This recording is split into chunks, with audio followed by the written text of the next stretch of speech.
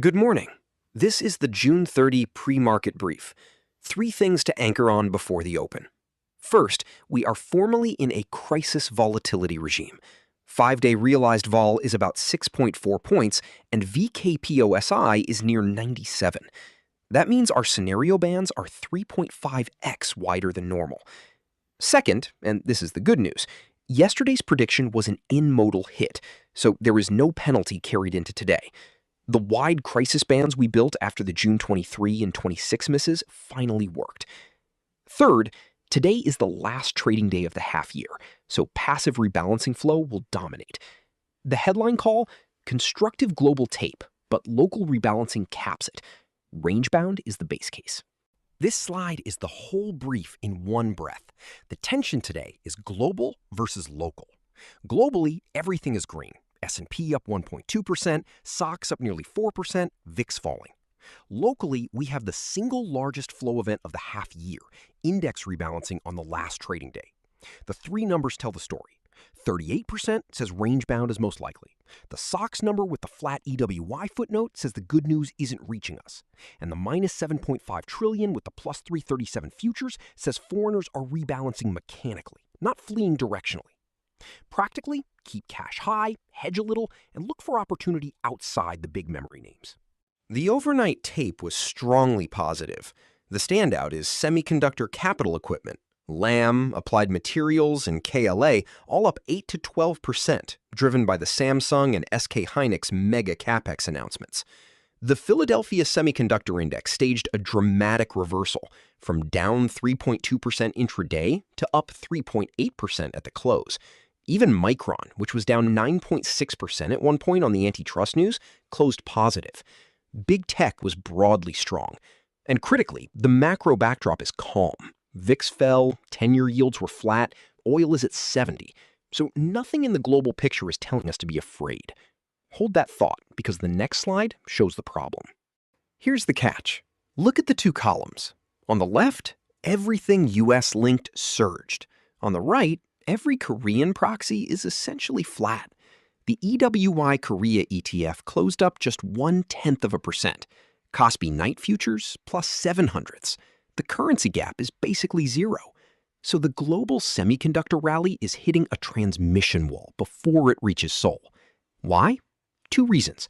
Half-year-end rebalancing has foreigners dumping cash, and the large-cap memory names, Samsung and SKhainicks, are under their own cloud from the antitrust class action and relative underperformance.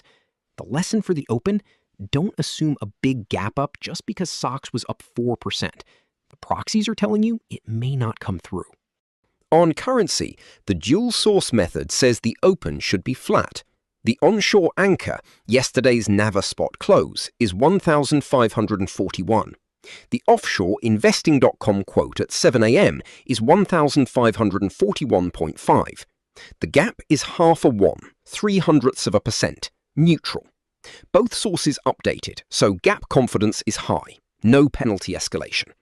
The one nuance is the NDF cross-check. The 1-month offshore forward came in about 4.1 below yesterday's afternoon spot, implying one strength overnight on US-Iran de-escalation and the tech rebound. That's a mild positive for a gap up. Net, currency is not the story today. It's neutral to slightly supportive, which throws the spotlight back onto local flows. This is the most important slide for reading today's tape. Yesterday, foreigners sold 7.5 trillion won of cash equities, while individuals absorbed 5.3 trillion. On its face, that looks bearish. But look at the right side. In futures, foreigners were net buyers, plus 337 contracts, the opposite direction. And the non-arbitration program flow was minus 5.2 trillion. Cash selling plus futures buying plus heavy passive program selling is the classic fingerprint of mechanical index rebalancing, not a directional exit.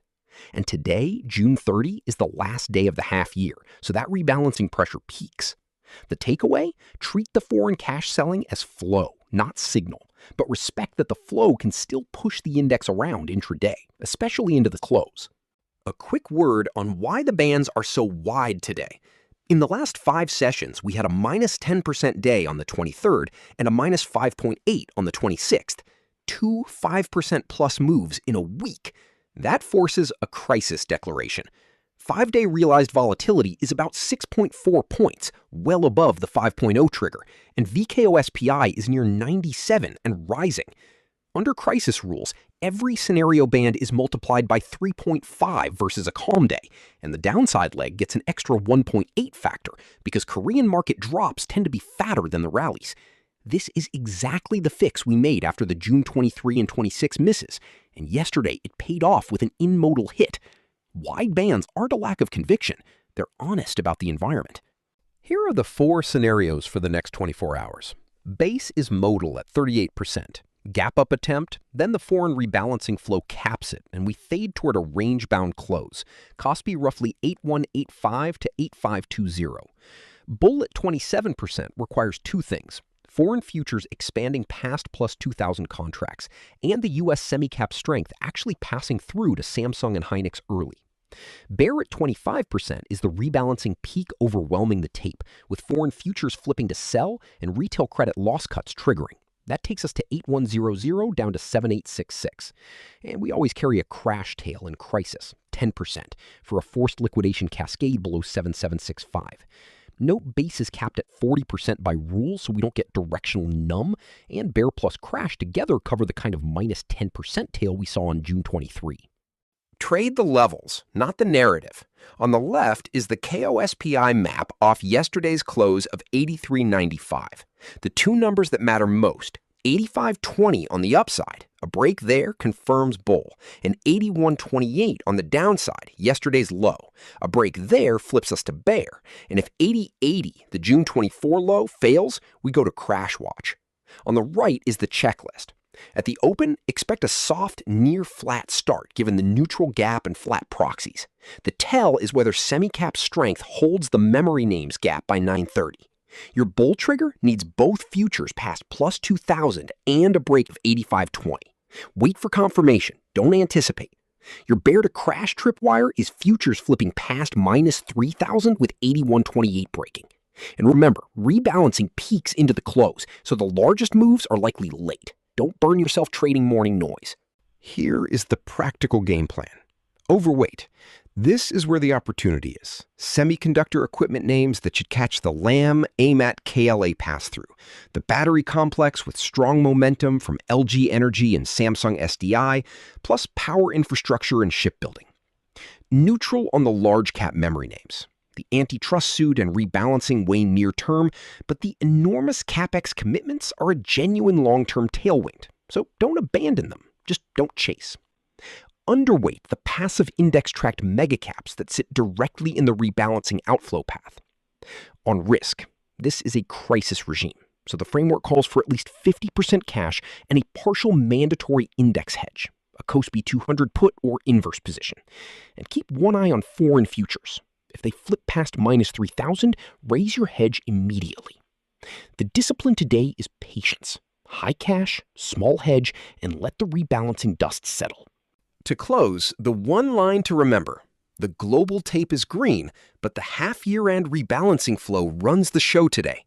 Gap up gets capped, and range-bound is the base case. 3 reminders as you go into the open. 1. Watch the wall. U.S. semis surged, but Korean proxies didn't, so transmission is the key risk to a strong open. 2. Flow, not signal.